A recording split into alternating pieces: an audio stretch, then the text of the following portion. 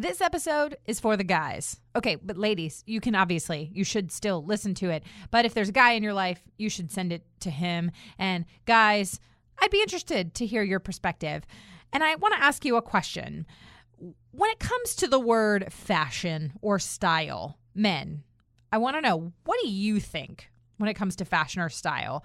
And I mean that in a personal sense, like when it comes to your own personal sense of fashion or style. Are you into style? Are you into getting dressed? Or are you just kind of go through the motions and you kind of just put on what fits? And additionally, what do you think about when you think about ethical fashion and ethical style? Do you think it only applies to women, or do you think it applies to men too? I'm really curious. This is an issue that honestly isn't talked about a lot because, let's be honest, in the fashion and style world, particularly the ethical fashion and style world, the voices are primarily female. So today's guest, we dive deep into this conversation, and I cannot wait to hear your perspective. Welcome to Business with Purpose. I am your host, Molly Stillman of Still Being Molly, and this show is all about bringing you the stories behind the brands, companies, and small businesses that are changing the world. Each week, I interview an entrepreneur, CEO, nonprofit director, community leader, or just incredible person who is trying to make a positive impact, not only through their personal life, but with their career. My goal is to show you that no matter what you do for a living, you can make an impact wherever you are. My guest this week is Garik Himebaugh, the Chief Stylist and founder at Eco-Stylist. He provides personal style consultations, including custom lookbook creation, wardrobe renovation, and special event styling, both remotely and locally from Iowa City, Iowa.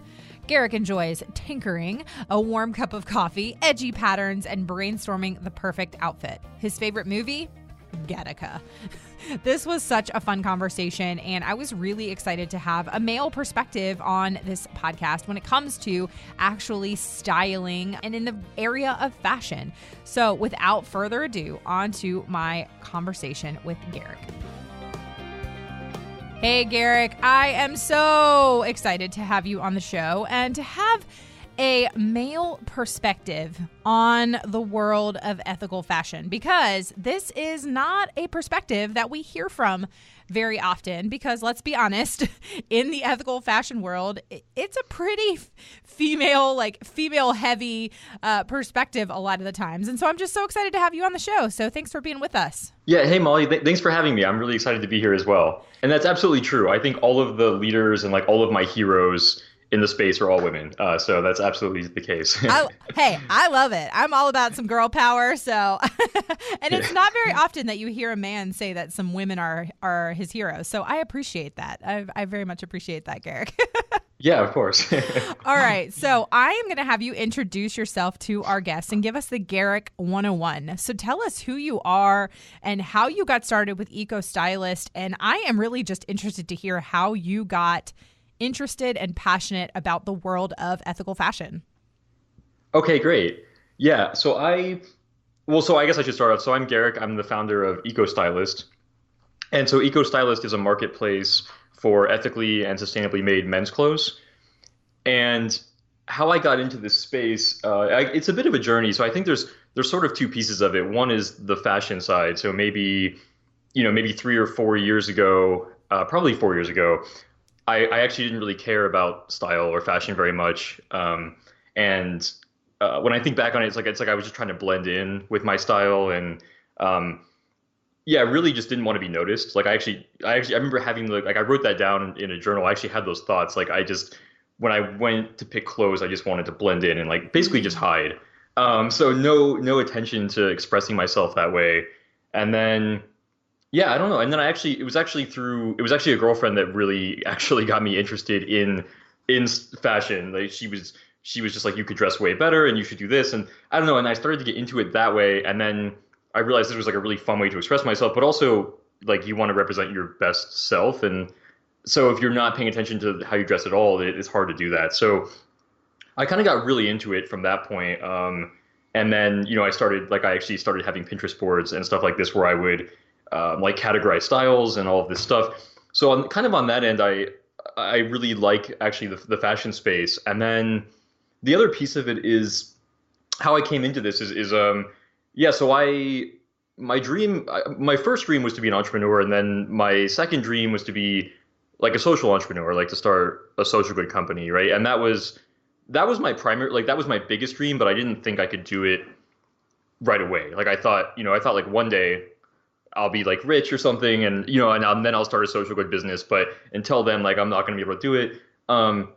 So about 3 years ago, I moved to Iowa to do my MBA program, and my plan in doing that is a little odd of a plan, but I wanted to start a business at the same time. So I thought this is my chance. Like I'll go to business school and I'll get involved in the entrepreneurship programs at the university, and like I'll start a business. So that was what I was doing, and I was working on a startup, and it was basically a tech solution to help men shop for clothes. And it was kind of like a style quiz. Like I wanted to create an automated personal stylist, and I was working on this. I had MVPs that I was testing. I did a lot of customer discovery, a lot of testing. And so one summer I was in Boston doing an internship there. I was the innovation intern at Constant Contact, the email company. And anyway, while I was there, I was at this market, the SOA market in the summer, and I met there. I saw like these really beautiful shoes, and I was like, oh wow, these are nice. And so I went and I started talking to the guy at the booth there, and it turned out he was the founder of this company. So it was Adelante Shoe Company, and they do something really cool, which is that they pay. They have a focus on living wages, right? So he believes very strongly in like in a living wage, and I guess it's pretty well known that the living wages aren't really a metric that everybody agrees on, right? Like even Patagonia and like other companies have come out and said like we don't know exactly what a living wage is, but his company, like they measure it anyway. They figured out a way for them to measure it in Guatemala where their workers are, and they pay their workers that, and it's pretty much like above anything in the industry. And when he was telling me about all this, I just got really inspired. I thought like this makes a lot of sense, and this is so different from because you have companies like H&M that have like publicly said that they endorse paying minimum wages, like they've defended that position, right? So this is a very different position, and that just got me really inspired. And so I kind of like I thought about it and I thought about it, and that summer I just pivoted my whole business. I decided like this is a really cool space. This is the space that I want to get into, and so I just shifted and I decided to turn my startup into something that focused on helping people shop for ethical and sustainable fashion instead. And that brought in like a whole new challenge, because then it wasn't just like, then the question wasn't just how do I make shopping easier for guys? It was like, there's also the challenge of actually buying, like finding items that you love that are sustainable and ethically made. And when I first started doing it, honestly, I wasn't sure, like I was excited about the problem, but I wasn't sure if I was going to be able to find enough options. Like I want to put together good wardrobes for guys with sustainable and ethical clothes only, but is that even possible? But now it's without a question, it's possible. Like the more I get into it, and there's new brands popping up all the time, and yeah, so now I'm really happy with the options, and they just keep getting better every year. Oh man, there's so much I want to unpack here. So I'm going to kind of go back a little bit, because there's something that I know about you that you didn't share that I think is just important to share with everyone, and that is that your heart for sort of like the core of this, that you actually studied conflict resolution and peace studies in college, which is, I remember when I first learned that about you, it was, I guess, conflict analysis and resolution or something like that. And yeah, that's right. Yeah. And when I first learned that about you, I'm like, wait, what do you do with that degree? And so can you talk a little bit about that and how a lot of that is really the foundation for then what led you to go to Iowa and get your MBA and all that kind of stuff? Yeah, absolutely. That is a really big piece for me. So yeah, so I studied. I sort of had an untraditional college experience in general, because I sort of like I graduated high school early, but I wasn't like prepared like everybody else. I was just kind of like figuring it out on my own, and so I got into George Mason University, and even then, like I was an undeclared major, just trying to figure it out. I even took classes that help you pick your major. So it was like I was that confused. I didn't even know that was a thing. Yeah, they actually have classes like that. That's amazing. And yeah, and I honestly thought I was just going to study like like Japanese culture, is because that was just an interest of mine. But what ended up happening is I took but I had a couple of interests in mind. So I took one class. It was conflict analysis and resolution 101, and I was just testing it to see, and pretty much like during that class, I was like, okay, this is what I was looking for. The professor is Solon Simmons. He was just incredible, just like a really good professor. But yeah, so that program really attracted me because it essentially is peace studies, and they just have they had really great professors in the program with like really inspiring stories.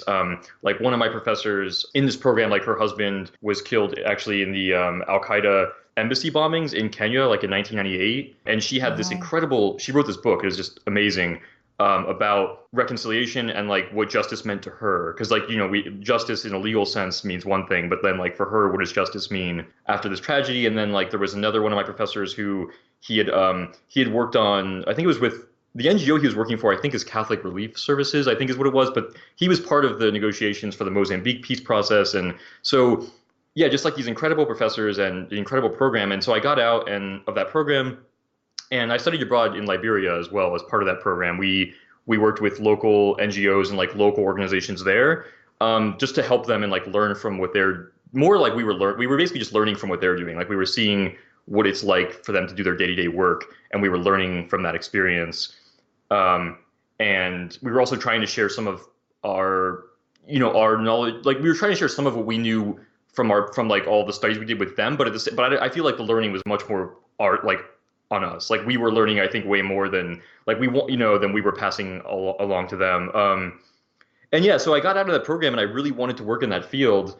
But I found that it was hard. Like it's not, maybe I didn't try hard enough, but like it was hard. Like there was a lot of barriers because I was living in the DC area, and there are jobs in that field. Like there's, the U.S. Institute of Peace had just opened, which is like a massive building, and they hire a lot of researchers.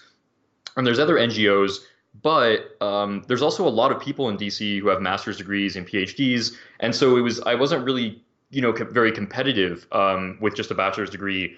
And I also wasn't ready to just jump straight into a master's degree after undergrad. Like I wanted to kind of experience things and like work and learn. So yeah, so like I really wanted to get in that field. It didn't work out for me, so I ended up just getting a job like for a financial institution and kind of like still having like big dreams, but just not really able to realize them. And then at some point I realized like I just have to make changes. Like this isn't working for me. Like I studied peace studies, I want to make an impact in the world. And so kind of my plan when I got into business school was I really had this passion for social good businesses. Like I said, like I was reading early stories of like Tom Shoes and Warby Parker and we know that now that like the Tom Shoes model, can be improved but just early on reading those stories, it was still inspiring for me. And yeah, but I just thought that I had to, like, I think this was like a barrier in my mind. I believed that I had to start some kind of regular business first, like make money and then do a social good business. Like, I just didn't think that you could just jump into a social good business. But I mean, actually you can, because they work. Like a good social, there's plenty of evidence. There's plenty of businesses that are doing it. They work as businesses. So, but yeah, that's kind of my journey. Yeah. And I think I think it's just a really good point to bring up, because I love that line that you said really early on where you were like, you thought, one day I'll be rich and I'll be able to start a social good business. And so often I hear from a lot of entrepreneurs and a lot of people who are wanting to make a difference in some way, shape, or form. And I always hear the phrase in some form or another, like, well, when I get to X, I'll be able to do X. And I think all the time about like, how do we begin to break down those barriers, and how do we begin to use the skills that we do have and the knowledge that we do have to just do the thing, to just actually step up and step out and try it. And it doesn't have to be perfect right away. I think sometimes we always feel like it has to be perfect, and it doesn't. And so I just love that that foundation that you had, and something that, this is an issue that is very interconnected. I get pushback sometimes from people when they think like, oh, well, fashion and like the product industry is just a bunch of vain, self-righteous people. And, it's just very like, frivolous and, all that kind of stuff. And I'm just like, no. Like, does that exist in every industry? Like, probably. But I am convinced that creating jobs and creating sustainable economic opportunity and paying people a living wage, like that is the thing that is going to end things like global poverty and human trafficking and wars and all that kind of stuff, because at the root of it, like if we really peel back the layers of the onion in a lot of these major, massive global issues, it's just a lack of education and a lack of access to jobs. Like that's what it is. And so it's like, okay, well then how do we then create jobs in that area? And so,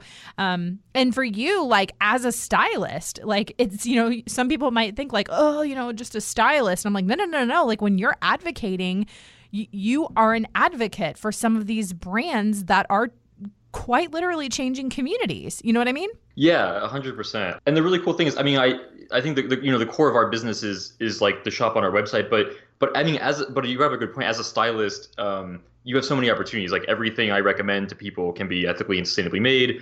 I can recommend the best ways for them to, sustainably like recycle and donate their used clothes. Like, so there's all these steps along the way of that process that I can help people, just like live a more conscious life. So yeah, so there's actually a lot of opportunities in the styling business. But yeah, I really like what you said about the if X then Y, like that. I think that's so true. It's kind of a weird connection I'm making here, but like I was at the study hall in New York, the one that Celine with the slow fashion project, the one that the slow factory, the one that she hosts. Yeah. And and Dapper Dan was there, and he had this quote, and he was like, if you can see it, because he was talking about how he's very visible in his community. And he was like, and he said this quote, and he was like, if you can see it, you can be it. And I think that, like, I think a lot of the stories that when I think back to like why I believed that I needed to be rich first, I think of all these stories that I heard, and I think it's that, the stories we hear a lot are, like Bill Gates or like Richard Branson, where like they do all these great things in the world, but like they were rich first. And that's fantastic. But I mean, I think maybe we just need to see more of the other stories too. Like, like the other, because there's like a lot of them out there, but there's also people who just jumped in, especially now with like the conscious movement, who are just jumping into these businesses. And I think it's just like hearing those stories that can like then make you believe like, oh, okay, I can actually do that. I don't have to, there doesn't have to be like this X first. Okay, I'm just breaking really quick from this conversation with Garik, and I wanted to take a moment to thank our sponsor of the show, and that is the Root Collective. Now, the Root Collective is no stranger to the show. Bethany Tran, who is the founder and owner of TRC, is one of my nearest and dearest friends. She was a guest really early on, and I've been a huge fan and supporter of the Root Collective for years. You can pretty much always catch me wearing their incredible shoes. Why? Well, because they are the most complimented pair of shoes I own. In fact, currently, while I'm sitting here recording this, I am wearing my brand new Molly sandals. And yes, in case you're wondering, these sandals are named after me. They are absolutely incredible. They're so comfortable. They come in 4 styles, and they are the perfect summer sandal. But what's even cooler is that I get so many compliments on them, and it gives me an opportunity to talk about the story behind my shoes and how they're ethically made, empowering communities, and investing in change through job creation. Go to stillbeingmolly.com/TRC and use the coupon code PURPOSE20 for 20% off your order. Now, back to my chat with Garik. And I think there's a misconception that it's like the most generous people in the world are often like the wealthiest. And I'm not saying that there are wealthy people that are not generous. There are certainly wealthy people who are incredibly generous with their finances and their time and their talents. But I have found personally in my own life and my own experiences that the most generous people I know are just everyday, like middle class people. And they just give and they give and they give, both financially and, with their time and their talents and all those kinds of things. And so I love seeing those examples of people in my life who are not, living in massive mansions and driving, $100,000 vehicles and all these kinds of things. Like they're just generous people because they care. And so I'm not like knocking anybody on. It doesn't matter your socioeconomic status, but and even more so, I've seen even lower class people by socioeconomic standards, like who are just incredibly generous. And so it inspires me to, like, whatever stage you are at in your life, you can do it. Like, you don't have to wait for the silver bullet. You don't have to wait for that X amount of dollars, because I've found over and over again that no matter what goal for you set for yourself, whenever you kind of get to that goal, there always seems to be another one off in the distance that can become an excuse. You know what I mean? Yeah, absolutely. Now, I want to kind of talk a little bit about how some of the things that you addressed, because, you know, you said that you weren't always into style and fashion, which most men that I know are not. And I'll be honest, like my husband, who I think dresses fantastic, but you know, it's a lot of it has been my influence, because like when we first started dating, like he definitely still wore shirts that he wore like for his senior pictures in high school. And I'm like, honey, I love you. That shirt has got to go. Like, it's like, is that upholstery that was on your grandmother's couch, or is that a shirt? I'm not sure. Like, so he edits my show and he's going to laugh because I talk about that shirt all the time. Like, there's this one polo shirt that I have in my mind that I was like, when we were dating, I was like, yeah, that's going to have to go. Like, I don't know where that came from. What year was that made? I'm not sure. But that is such a common thing in men that I see, where they're just like, it still fits and it like doesn't smell bad, so I'm going to wear it. And which is fine to an extent, but then also like understanding that like at a point, like you want to invest in yourself some. You want to, you know, put on a nice pair of pants and a nice shirt. And, you know, when you're in the professional world, you want to have a suit that is tailored and, you know, matches and it looks nice. And because, like you said, like fashion can be, and style is an expression of who you are. And it doesn't matter how smart you are or how, you know, whatever, like it, when you go out into the world, and if you're, you know, a public speaker or you're going on a job interview, like people make first impressions about you based on how you look. Like, that's just a fact. Yes, we want to see beyond those things, but we also want to, you know, present the best version of ourselves. So with all of that kind of being said, where along the way, you know, you said that it was a girlfriend that got you interested in style and fashion, but at what point did it kind of click for you? And then my follow-up question to that is, how did you begin to strategize your business in a way that speaks the language of men? Because you obviously came from, you were a very like quote unquote typical guy who doesn't like invest in this a lot. So at what point did it kind of click for you? And then how did you start to frame the conversation in a way that guys can say, oh yeah, like that's something I want to do, or I can relate to that? Yeah, great question. So at what point it clicked? So I think it was basically that I had terrible style, like, just to be honest, it was really bad.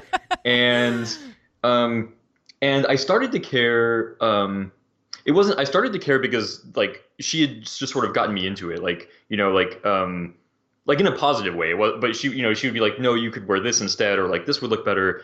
And I think it was just like, it was with her, kind of like with her sort of like help and influence. I realized it was really fun, and it was also like really, I don't know, like it was actually something that I enjoyed getting into, because it's, I think, like you were saying, like it's part of representing your best self, right? It's not like, if you want to express yourself and represent your best self, like you can't just hide that part of it. Like that's definitely a part of it. And once I realized that, yeah, it just made sense. And then it was, you know, I kind of figured out, then at that point I figured out like my own personal style. And then, yeah, it's just something I really enjoy doing. And then, which is why I love helping other people do it now. And yeah, in terms of the voice of it, that is, it's interesting. There's an interesting question, because I did a lot of, I dug into this for a while. So when I really thought about, I think before well before I started this, I wanted to have a blog about men's fashion, and I ultimately didn't do it because I was working on other things. Like I actually had a productivity blog for a while, like about a year, where I just read a ton of books about personal productivity and like did book reviews and snuck out like the two paragraphs that you kind of like essentially needed from that book and stuff like this. So I didn't, yeah, so I kind of held off on it, but I did a lot of research in that area, and I didn't like a lot of the voices, to be honest. And this isn't something I've like talked about before, but yeah, it's just, to be honest, a lot of the voices in the men's fashion space are kind of like bro-y, and they're just, and I don't like it personally. Like I know was like, exactly what you're talking about. So yeah, that's why I'm laughing, because I'm like, yep, yeah, I know exactly what you're talking about. yeah, and I think at first I was a little confused because at first I was like, oh, I'm gonna have to adopt this kind of voice, and then I was like, I don't want to. Like I hate this kind of voice, or I just really don't like it, to be honest, because I don't think that it just doesn't feel like, to me, it doesn't feel genuine, and it wouldn't be like an honest representation of who I am, and it's also not like exactly the best. I don't know, like I kind of want to have more of a voice where it's kind of like, I don't know, like if you were like talking to your best friend or something and they were like walking you through, improving your style. Like I don't want to be, it's just not the voice that I wanted. And when I kind of realized that, I kind of like found my own voice in the space. And being that it's ethical and sustainable fashion, obviously that creates something else interesting with the voice, because it's like there's all these issues to care about and stuff like this. But yeah, I just wanted a more I definitely wanted a voice that was different, and a voice that was more genuine to me, and not what I was seeing in the space. I relate to that so much, because when I started getting into the ethical fashion world, I was experiencing a lot of the same things in that, but not like in a bro-y sense. Yeah. But I found that a lot of the voices that I was hearing as I began, my own journey into ethical fashion in 2011, and then really, I'd say, because it's not that I wasn't like loud about my passion for it, but it's just nobody was really talking about it then in a public sense. Like I was really having to do my own research. And then in like probably 2014, 2015, as more and more kind of people in the ethical fashion blogger space came up, and then you have like a lot of the like zero waste community and the conscious fashion community and people like that, which there are so many amazing people that I have met through those communities. But I felt like there was a lot of like almost kind of this shame narrative that I kept hearing, and like it almost kind of felt like a cool kids club that I couldn't be a part of.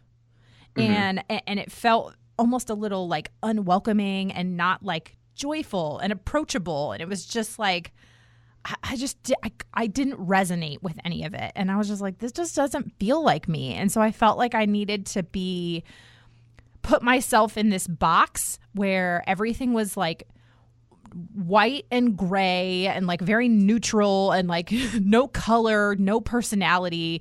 And I felt like I just needed to fit in this box. And then I was like, that's not who I am. And so, and that's fine if that's like your aesthetic and your style is that, and very like kind of serious, but I am a former comedian. I am far from serious. So, I just was like, I'm just going to kind of do what feels right to me.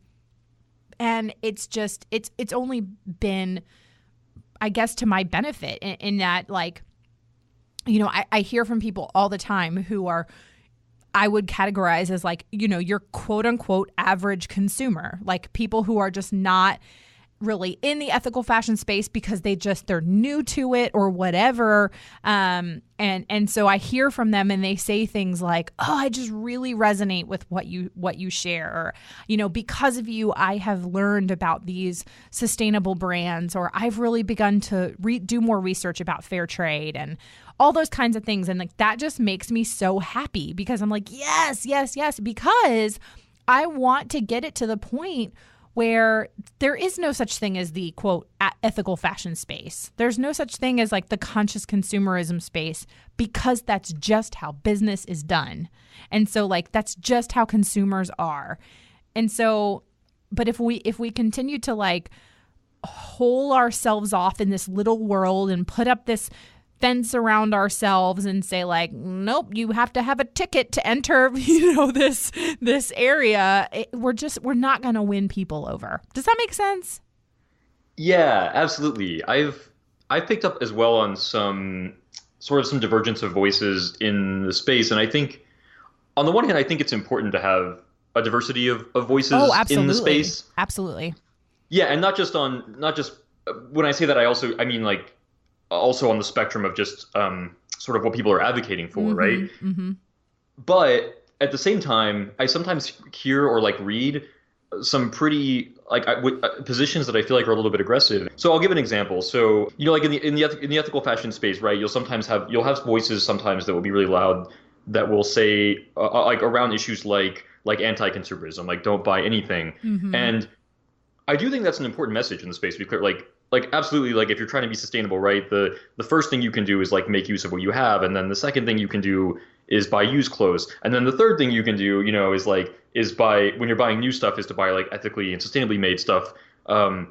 That's and so like yeah, I agree with that, but then at the same time, the voices will be like they'll come into the space and they'll have a position as if that's the only thing you should do Mm-hmm. and buying ethically is wrong. Mm-hmm. And I really, really strongly disagree with that because I think that the space should be more supportive. Like I think it's okay to advocate for those things, but I think we don't need to attack other parts of the space in order to do so. Like Yes. we can be united.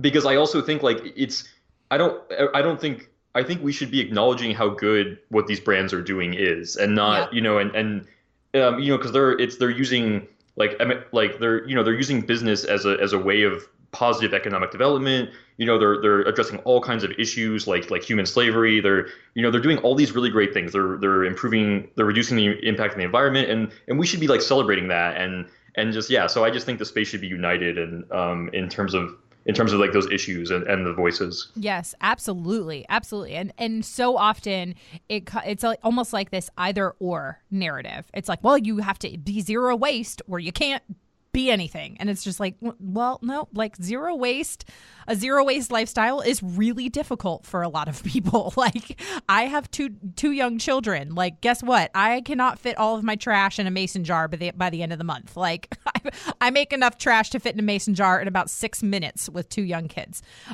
So, Yeah. like, let's just be honest. But where I can, I cut back on, like, I try not to use plastic straws, and like I use reusable grocery bags. Like, I make little changes where I can. And it's the same in the, ethical fashion space. It's just like, you know what? For a lot of people, fashion and style is a form of self-expression. It can be an art, and it's something that, like, I just really love it. It brings me joy. I am never going to have a 30-piece capsule wardrobe. That's just not my personality. Like, I love to express myself through fashion, but I don't purchase the way I used to. Like, when I was in college, I was 100% the person who would go to H&M or Forever 21 and buy like a $5 shirt to wear to one event and then never wear it again. I don't do that anymore. Like, I'll buy a shirt that's a nicer shirt that's sustainably and ethically made, and I wear it a million times. Like, you know what I mean? So, Yeah. but I don't think it's not bad to shop. It's about being conscious in the way that you do it, and to just not impulsively purchase things for the sake of it, but to support businesses that are doing good in the world. And I am 100% in agreement with you on all of that, because it doesn't have to be this either or. But if you're the type of person who, like, you only need 30 pieces in your entire wardrobe, and you can do a capsule wardrobe, and you can wear the same thing for 15 years, and like, that's your style, do it. Like, we are all different people. Like, it's okay. We can all have different approaches to this. But if we're all making little by little changes to our habits, like, that little by little progress adds up over time.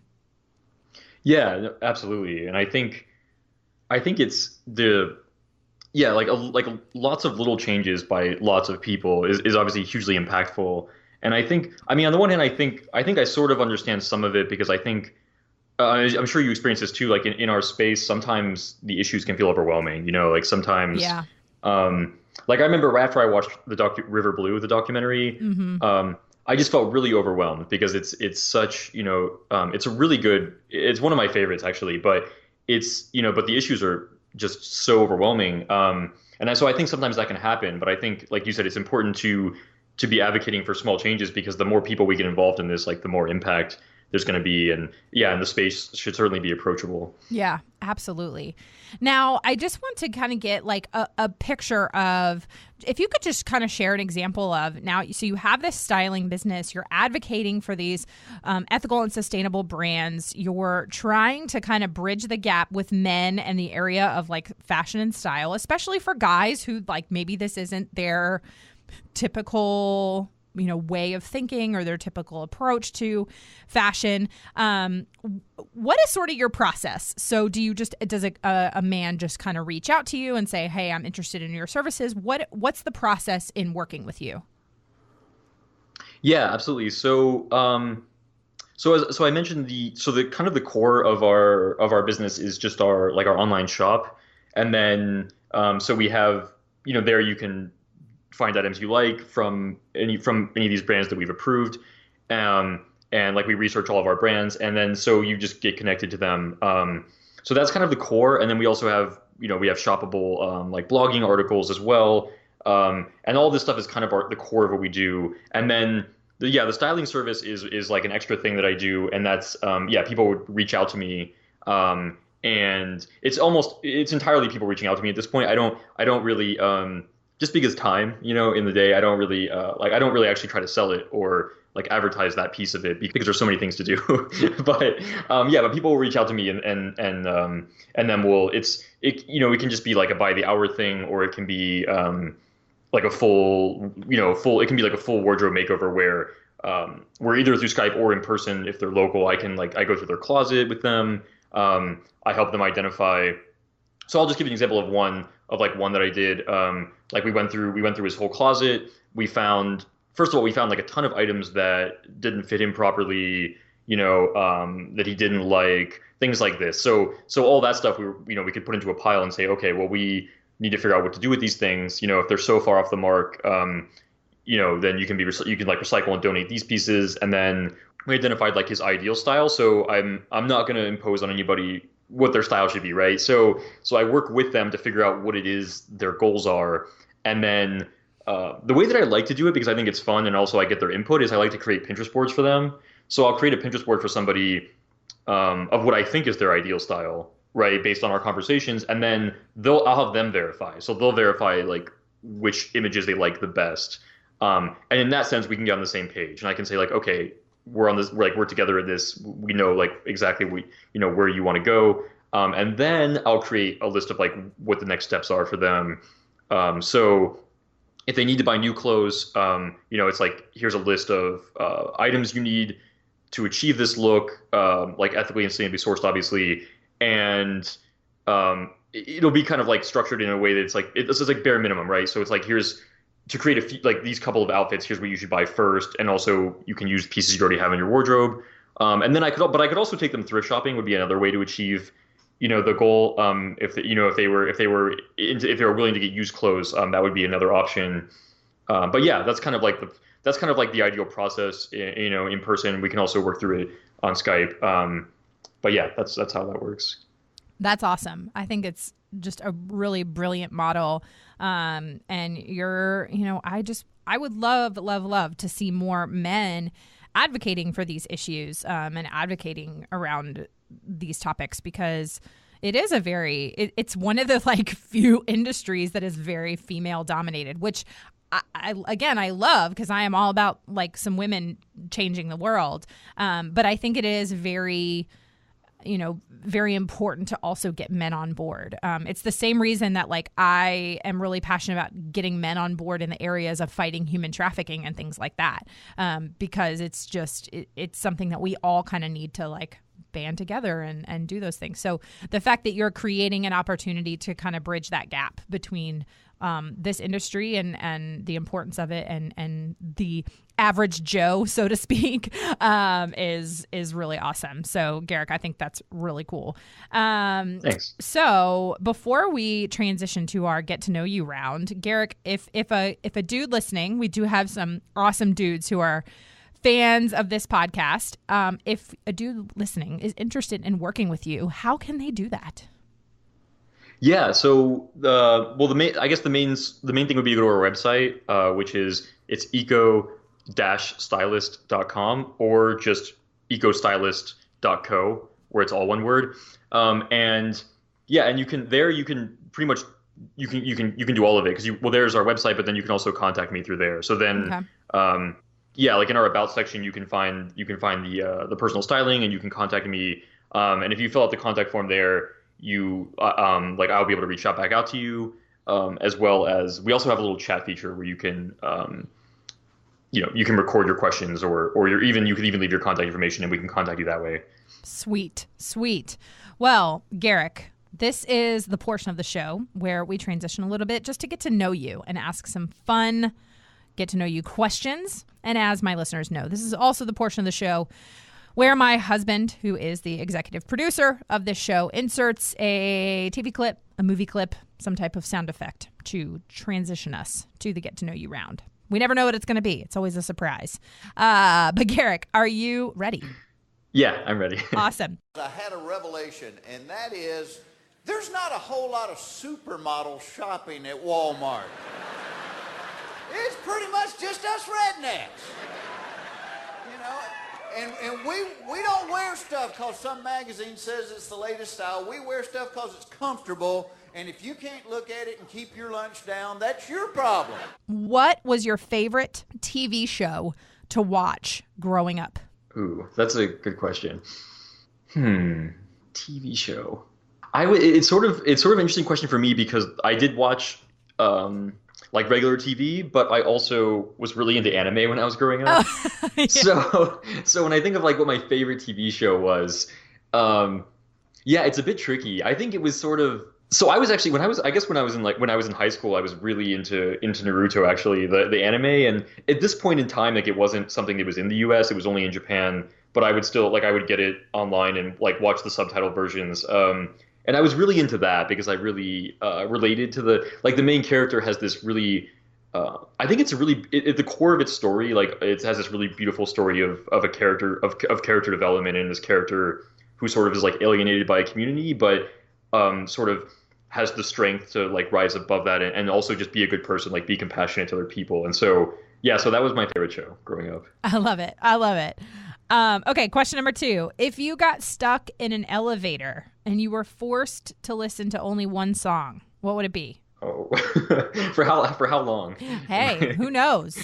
Until they get you out. Only one song. Okay, I'll just pick, since music is always changing for me, and I don't know if I'm sure other people can relate to that. I'll just pick the song I've been listening to lately. So "Oh Devil" by Electric Guest is the one that's been stuck in my head, so I would just listen to that. All right. I've never heard of it, but I'll have to check it out. What is something that you think everyone should do at least once in their lives? Great question. There's a lot of things I could say here. I would say try rock climbing. All right. Yeah, that's a hobby I really enjoy. And yeah, and it's pretty easy to try it. So, well, a rock climbing place an indoor rock climbing place just opened up near my house, and I love to hike, so I feel like I would enjoy rock climbing. I realize indoor rock climbing is a little bit different than outdoor rock climbing, but still, I mean, I feel like it's in a similar vein. Yeah, no, absolutely. I mean, I mostly climb indoors because it's just. Well, I guess like living in Iowa, it's a lot easier. Like we do have rocks here, but there are rocks everywhere. Yeah, but I can't go like outdoors every day, for example. So I predominantly, inside is great as well. Yeah. Okay. And then my last question is, what are you most grateful for today? What I'm most grateful for today is, honestly, I feel like it's timing. Like I'm really grateful for the conscious consumerism movement and where it's at, and that people care about these issues, and the people are engaging, because honestly, if people didn't care, I wouldn't be able to do anything that I'm doing. And it's also just really inspiring that people are making these choices. And yeah, I just think it's a great time, and I'm really grateful for that, and to be a part of this movement, and to be able to meet like leaders and heroes in the space and people like you who inspire me. So that's what I'm most grateful for. Awesome. Well, Garik, this has been truly a pleasure to have you on the show.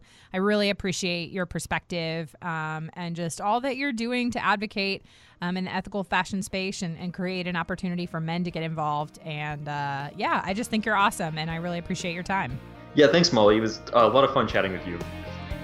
All right, men, I really would love to know what you loved about this episode, maybe something you learned, something you resonated with. So let me know on social media. And ladies, I want to hear your opinions too. So be sure to find me at Still Being Molly or at Business with Purpose Podcast on Instagram or Facebook. Use that hashtag Business with Purpose Podcast and let me know what you loved about this episode. And of course, another huge thank you to our sponsor, The Root Collective. Visit stillbeingmolly.com/TRC and use that coupon code PURPOSE20 for 20% off your order. Thank you so much for listening to this week's episode. If you're a first-time listener of the show, welcome, welcome, welcome. Be sure to visit the archives for so many past shows, like 140 plus episodes, featuring incredible entrepreneurs and business owners who are quite literally changing the world with their businesses.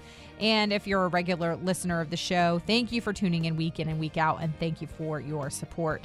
Be sure to head on over to iTunes, Spotify, Google Play, Radio Public, Stitcher, Overcast, wherever you listen to podcasts, and make sure you're subscribed to the show. Clicking that subscribe button helps to make sure you never miss a new episode of the podcast. And while you're there, would you take a moment and leave a review of the show? Leaving a review helps me to know what you're liking and how the show is personally impacting you. This show is edited by my amazing husband and executive producer, John Stillman, with support by Mark Haywood, and the music is by Mark Killian of Third Wheel Media. Thank you so much for listening, and go do something good with purpose on purpose.